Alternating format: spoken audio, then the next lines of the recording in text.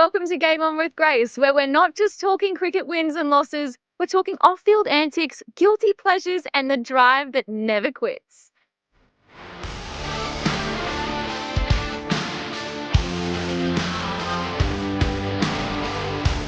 Hey everyone, I'm Grace Hayden, and today on Game On, we're talking one of the biggest young talents shaping the future of cricket in the United States.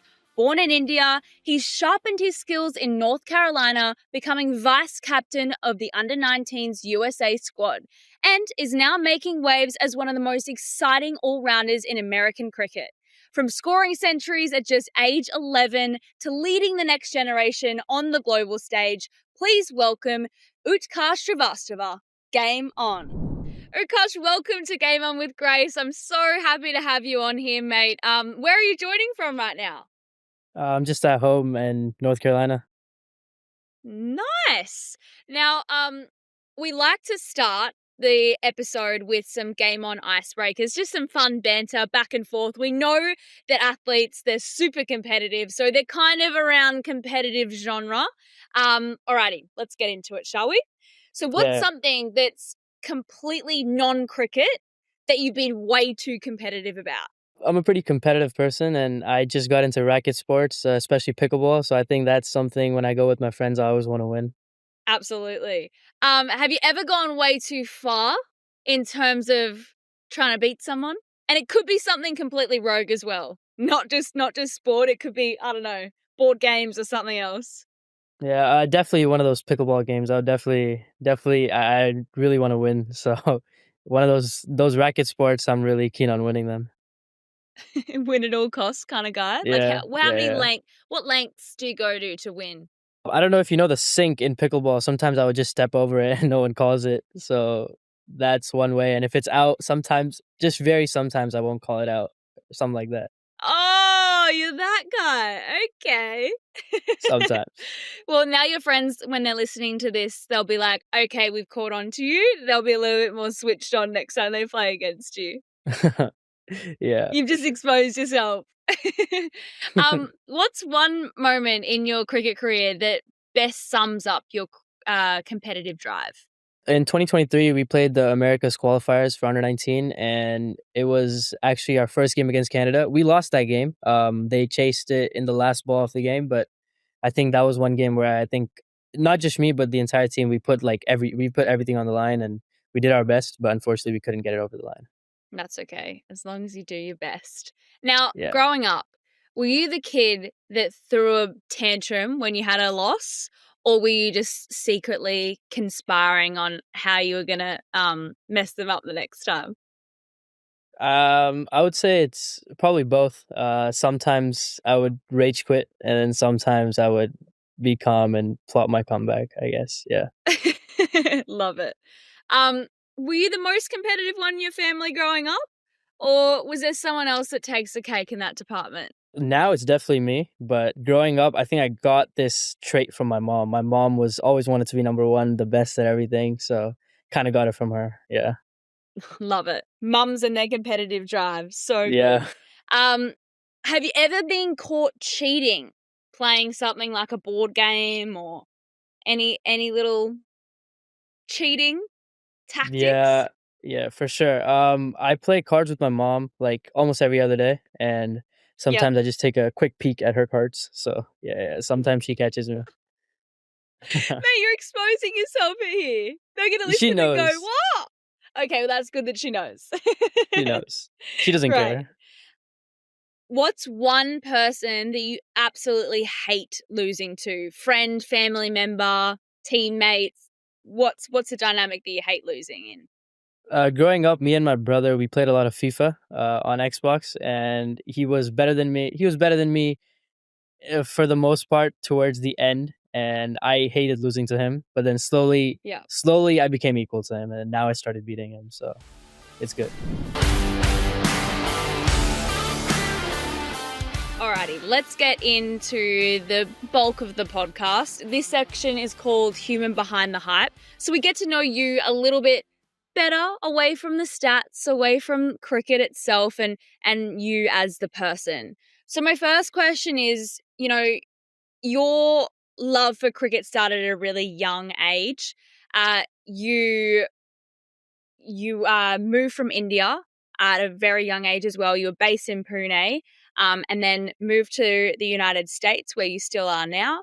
But how did that love for cricket, you know, keep growing, and you kept sort of entering into that space when you then moved to the US? Was it a difficult time trying to find a club that you could be associated with, or was it easy and you just continued the love and kept going with it?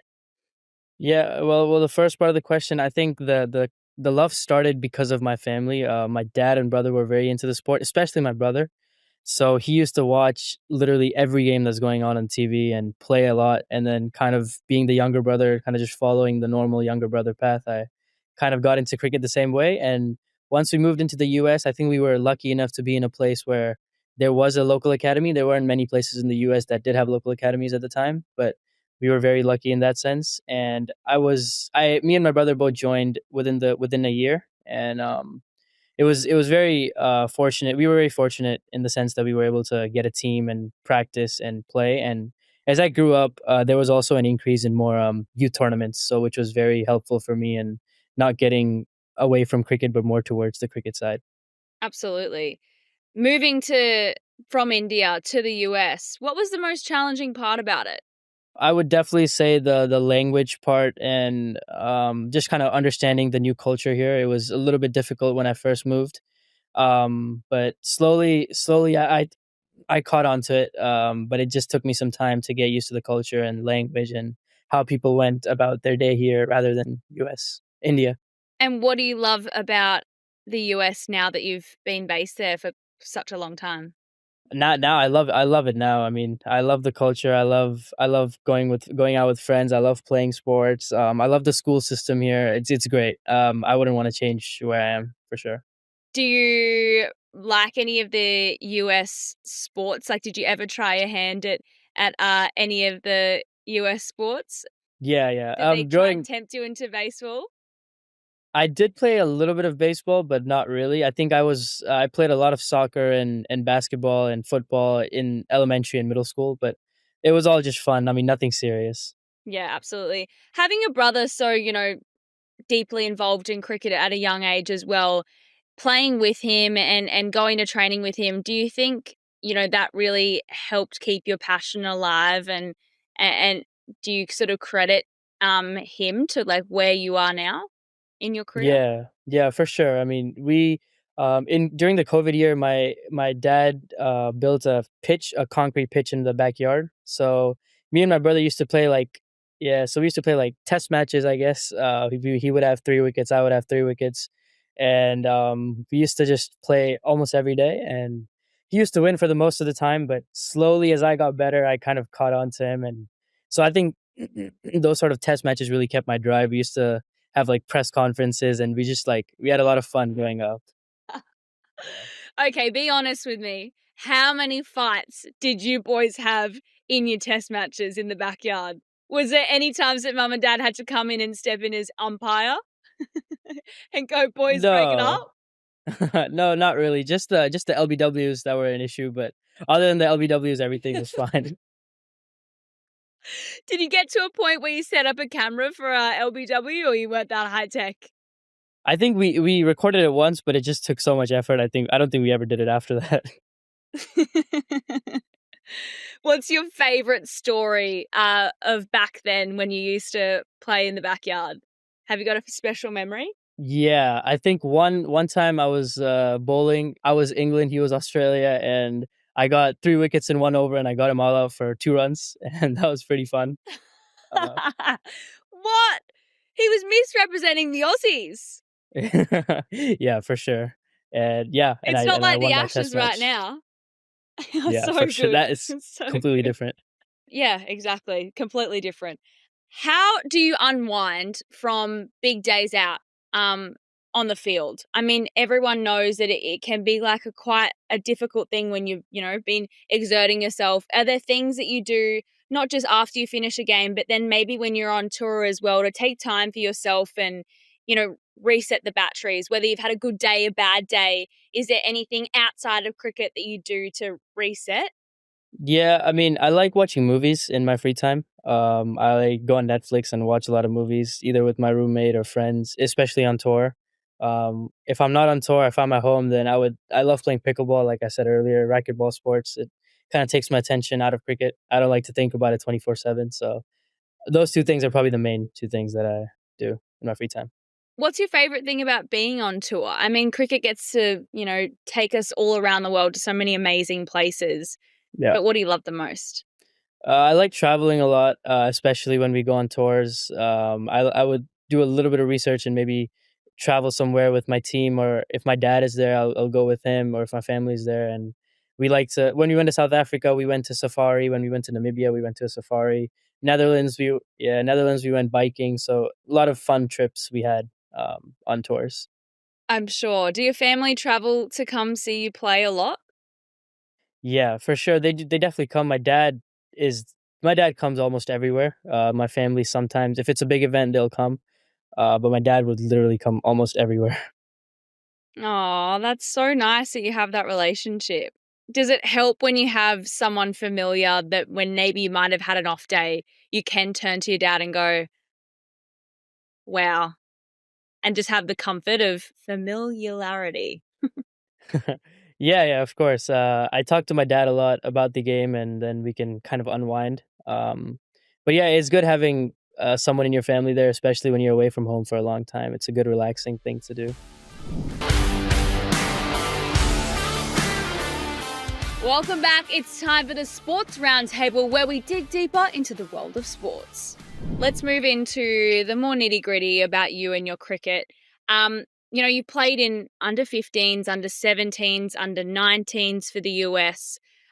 What do you think really helped you stand out so quickly? I mean, you made it into the men's side really early on. You were 17, 18, and what do you think really made you stand out so early? I would say I was very passionate about the game.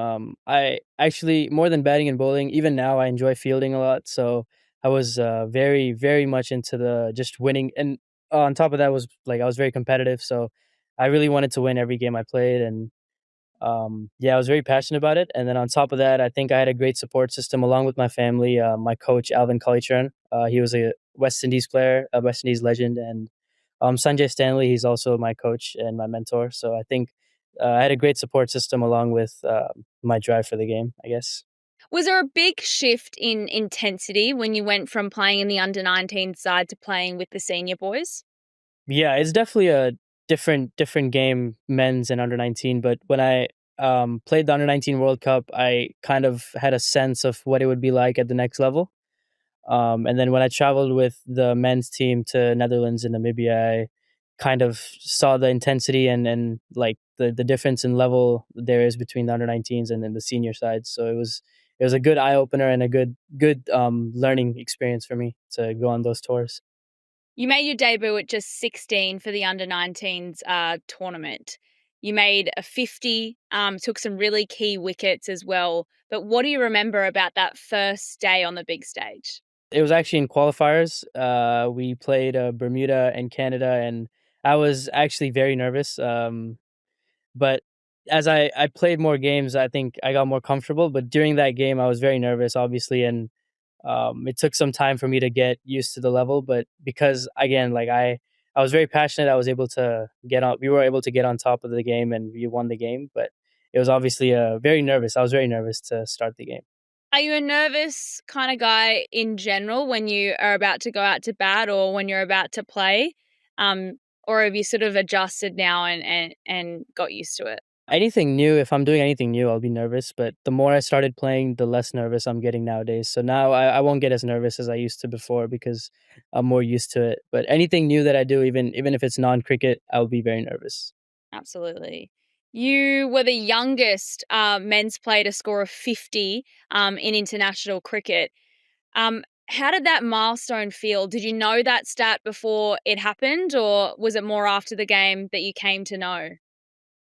It was after the game. It was actually a very great moment. I actually hadn't played a game. I was on the bench for like 12 to 14 days 14 games, so I was very eager to play, and I was very thankful. Yeah, I was very thankful to coach and captain for giving me opportunity.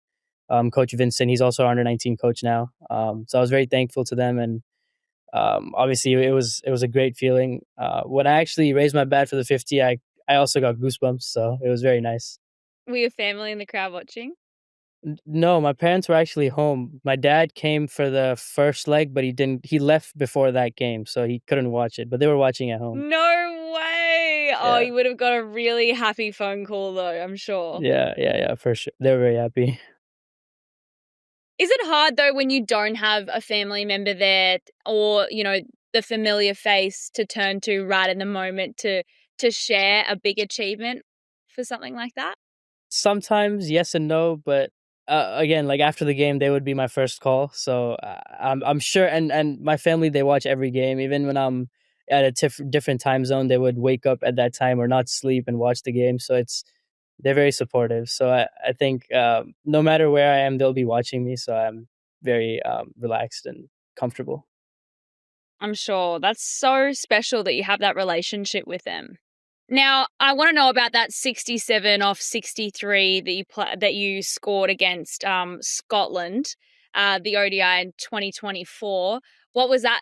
What was that knock like for you? Well, I went into a situation where it was very hard for us to win because both me and Sanjay, we were new players and we needed, well, like 8, 9 and over. So we didn't really have any expectations. We were just going out and playing, and um, they just told us to play freely, and that's what we were doing. And I wasn't really looking at the scoreboard. It just kept on going, and I wasn't really nervous either. So I don't know.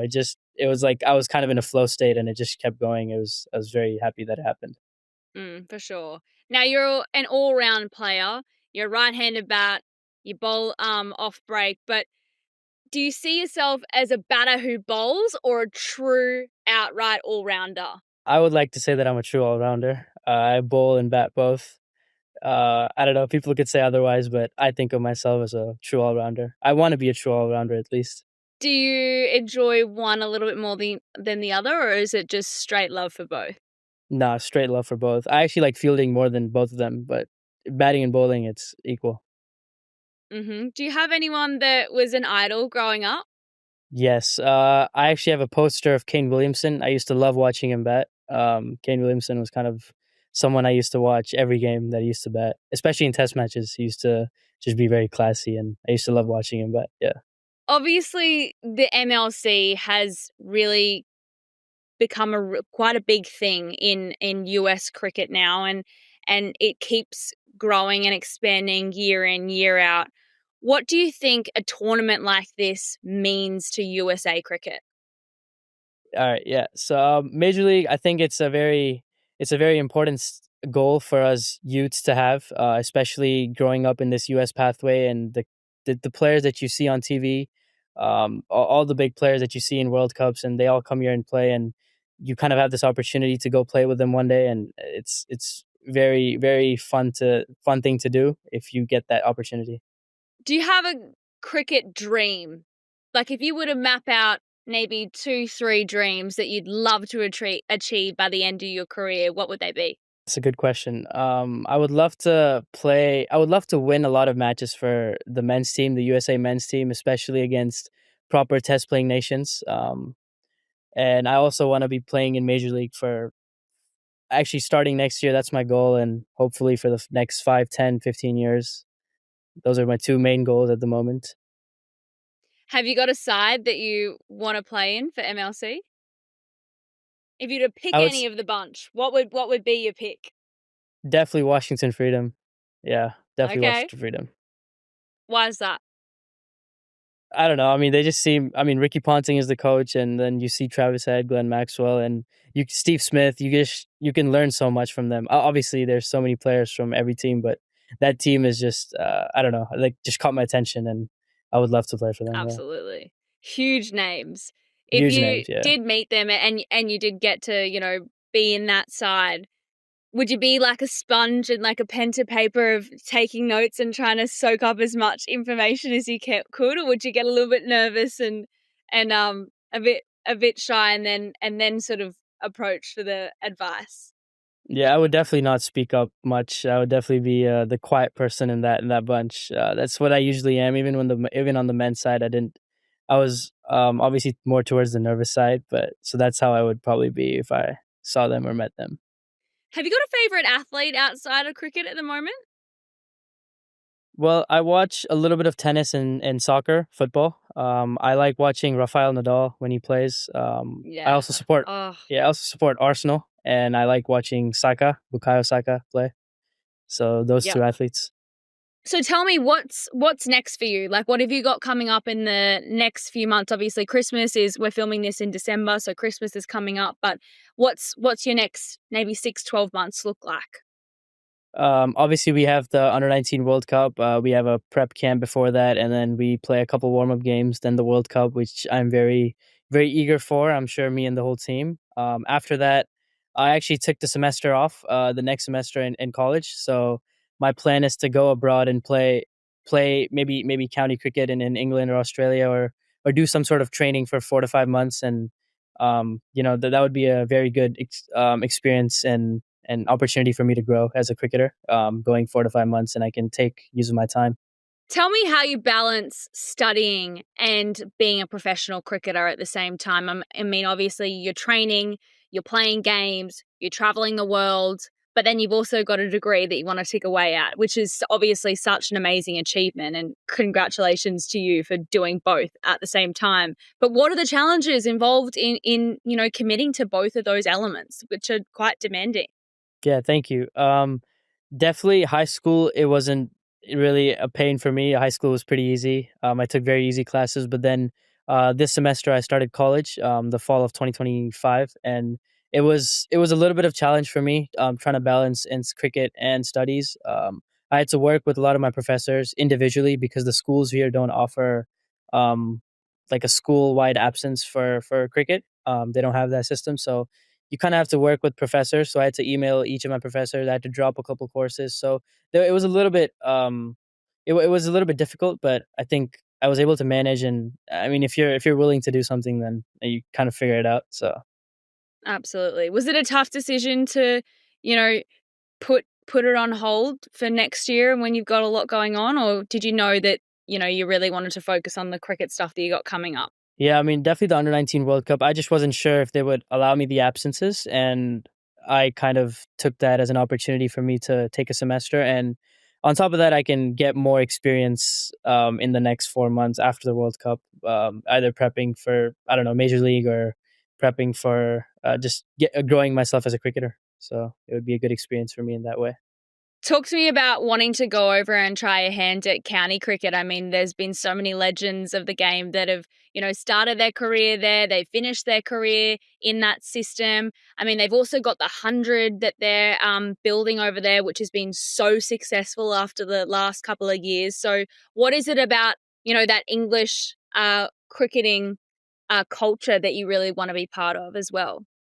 Yeah, a lot of my coaches and a lot of my fellow players have kind of gone overseas, played some county cricket, and they've shared their experience with me. And I think they all talk about learning to play in different conditions, different situations, learning as an athlete in various different locations. And I actually just saw an interview with Joe Root a couple days ago, and he was talking about how he was in Adelaide and when he was 19, and how it helped him grow as a cricketer, and how he was playing in different conditions. So I think sort of actually experiencing that would be obviously very helpful for me. And that's kind of something what I want to achieve from going overseas and getting into that culture of playing overseas. What are you most looking forward to in this upcoming World Cup as well? Obviously, you've got the under 19s World Cup, which is in South Africa, right? And then it's the World Cup, which is happening in India. But it's obviously a great opportunity that you get to play alongside some of the superstars and against of the world. Yeah, I'm looking forward to be part of the Under 19 World Cup. Obviously, I was last time as well, and I kind of know what it's like now. Now that I've experienced it once, I know the level that we're gonna play, and what the sort of intensity and what the game is like at that level. So playing against these yeah, I mean, you're just trying to play the ball. You're not trying to play against names, but you want to go. We believe strongly in our team. We believe in our capabilities. So I think we just want to go and do our best and hopefully again like make some upsets. Absolutely. Yeah, if you make the side, is there a team that, you'd be most excited to play against? Probably Australia, definitely Australia. I would love to score against Australia. Yeah. Imagine if you got 100 against the Aussie team. That would be epic. That would be so cool. I'd be rooting for you. Even though I'm an Thank you. Aussie, I'd be rooting for you. That's very nice. Thank you. Talk to me about the discipline around being a middle order bat. Um, you're coming in sometimes at a really critical point in the game where, it's really riding on you to score runs and especially in the format that you play. Why is it that you really like to play in that position? Yeah, growing up, I always was a number 3, number 4 batsman, and I used to come in the middle. I never really had a hard time rotating against spin, especially when I at the start of my innings. So that's something which I caught on very fast, and it was obviously thanks to the development from my coaches and whatnot. But I think that's something which I was able to do very easily, rotate against in the middle overs. So that's how I kind of became. That's how it kind of became a prominent position for me, and I kind of kept doing that over and over and over again. So it was less pressure for me as well. Talk to me about, how you describe yourself as a batter. Like, do you really take on the ball, or like, how do you describe the way you play? No, I would definitely not that. I'd like to take my time. I rotate against spin, and then I try to take the game as deep as I can, especially if we're chasing. Even if we're batting first, I would like to take the game as deep as I can, especially in 50 overs. Yeah, try to make big scores. And then being a spinner as well. Where did you learn that craft, or where did you really go? I think I'm not going to be a pace bowler. I really like to spin. I think when I first started cricket, I think I tried everything: wicket keeping, leg spin, off spin, pace.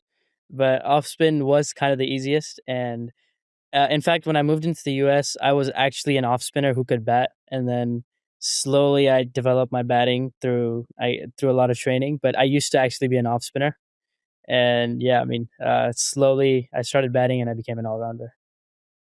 Batting, how did you really develop, your skills, and why did you really want to, enter into your batting era per se? Yeah, well, my coach, Alvin Collichurn and Sanjay Stanley, they really helped me get into the batting side. I used to do a lot of drills with my coaches, especially when I was small. I would just hit buckets of balls over and over and over again. That was kind of how I developed my technique and foundation as a batsman. And then on top of that, the thing that really helped me was my dad. He built the pitch in my backyard, especially during that COVID time where there was absolutely no cricket at all. And so literally every day, me and my dad or me and my brother would go outside and hit like hundreds of balls every day. And kind of those two things kind of built the foundation to my batting. And I started scoring after that. How would you describe your training regime now? Give us a week in your life in terms of training. Yeah, with college, obviously, it's a little bit difficult and it's not very stable. But for this semester, I had my free days on Tuesdays and Thursdays and Fridays. So those 3 days, I would try to go heavy into the training part of it. And then Mondays and Wednesdays, I would be more focused on gym and running and sort of a fitness type of thing. And as well as on the weekends. If there's no game, then I would also be training. But yeah.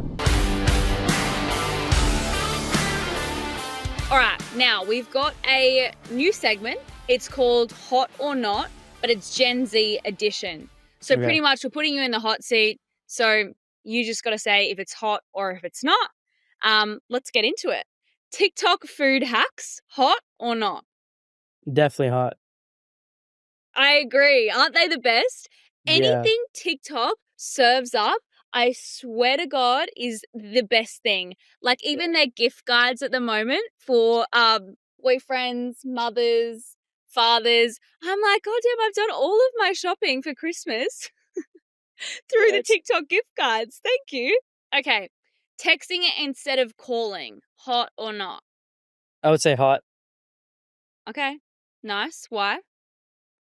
I don't really have a preference, but I don't think it's a really a bad thing. So I wouldn't really mind. I don't really care. Either one works for me. Fair enough. Doing your homework with AI, hot or not? Oh, 100% hot. I agree. Oh, isn't AI the best? Yeah, for sure, for sure. I wish I had it back in school, honestly. That would have been the dream. I'd be so efficient. Yeah, my brother always says that. He says, you guys are so lucky now that you guys have AI. I second your brother.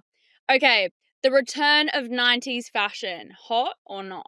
I would say hot. I like the new baggy jeans and the 90s, some of the 90s clothing. So it's pretty nice.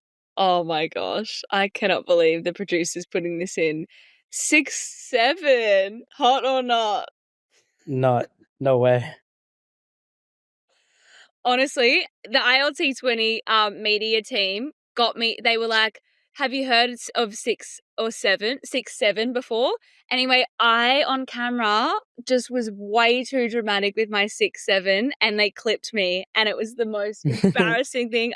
I said in the moment, I was like, "I'm gonna watch this back and go, oh, Grace, what the heck are you doing?" So embarrassing. Anyway, watching an entire movie on your phone, hot or not? Definitely hot. I've done that so many times. But I guess then after you watch the movie, it hurts your eyes. But during that time, it's beautiful. So hot. We've got no choice. Being traveling on the go all the time, our phone is sort Yeah. of the most accessible thing, right? Yeah, exactly. Crocs, hot or not? I don't really own Crocs, so not. Okay. Birkenstocks? I don't even know what that is. I'm sorry. You don't know what Birkenstocks are? No. No way. Okay, I've got to send you a photo after this. Like Birkenstocks are shoes. Oh, do you mean Birks? Yeah, Birks. Oh, yes, yes. I only know them by the short form. Yes, definitely hot. Hot, hot. I agree. Are you a Boston's Birkenstocks or are you a Jesus sandal kind of guy? I wear sandals, but I've seen a lot of my friends wear Birks, so I like them more. I just don't own them.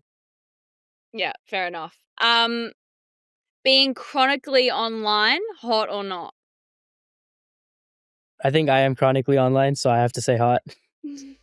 So am I, don't worry. All right, we're going to head into the final part of the episode now. So it's quick fire questions. It's called the final whistle. So pretty much I'm just going to shoot some questions at you and you just give me your honest answer. Okay. Great. What's something you've changed your mind about in sports recently? I've started to watch the ball a little bit more. A lot of my coaches have been telling me that, so watching the ball, focusing a lot more on that. That's good. I'm Yeah. happy for you doing that. What's the best piece of advice you've ever gotten from a coach? Actually, a lot of my coaches, especially my dad, has also told me this. Whatever you do, just do it with your full intent and don't try to cheat whatever you do. So that's been something that's stuck by me. Yeah, for sure. Oh, that's really good Yeah. advice. Which teammate would you want on your trivia team? Probably Arjun Mahesh. Why?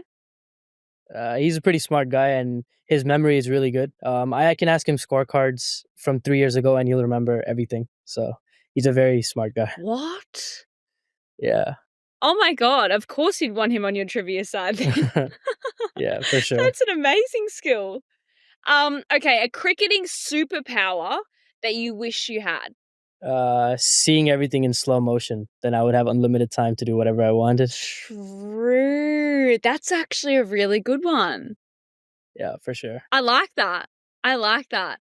Harsh Thakur, we did a podcast with him earlier and he said he'd love to have like super ability to jump high. So he'd be out on the boundary and anytime that it would go up into the stands or, it's just over your head when you're trying to take a catch, he would want to have like super jumping powers so that he could actually Yeah, reach and catch it. that's smart. Yeah. Okay. What is one cricket moment you wish you could relive?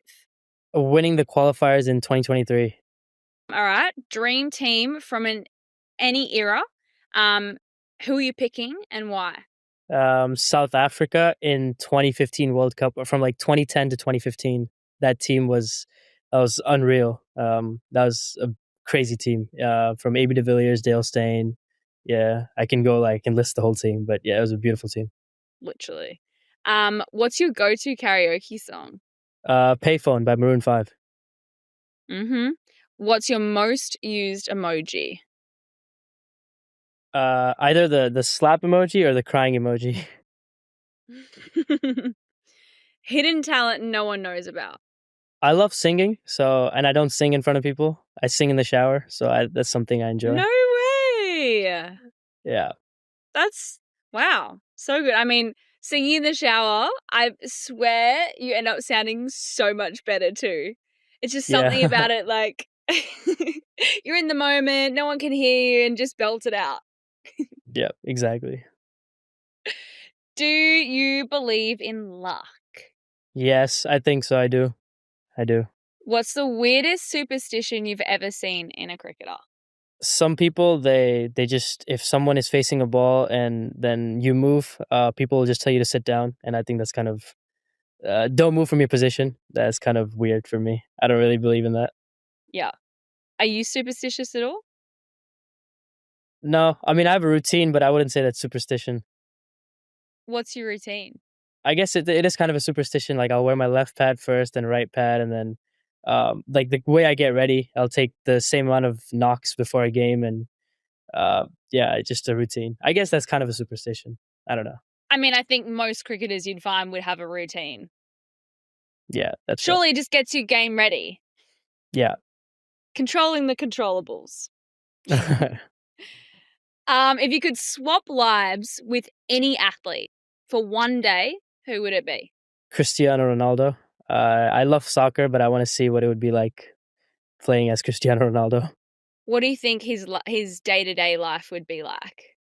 I don't know, but he would definitely be it would be a very athletic day. I mean, that football game, and I think he's a very athletic person. So just seeing how athletic one can be and maybe experiencing that would be pretty interesting. Alrighty, well, thank you so much for joining us on Game On with Grace. I really appreciate your time. Good luck with everything that you've got coming up. It's really, really exciting. But yeah, thanks again for joining us. Thank you so much. It was a pleasure talking to you, Grace.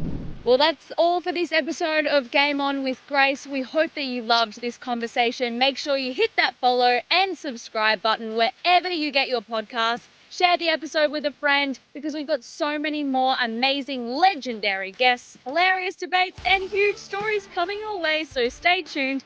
I'm Grace Hayden. And until next time, keep competitive.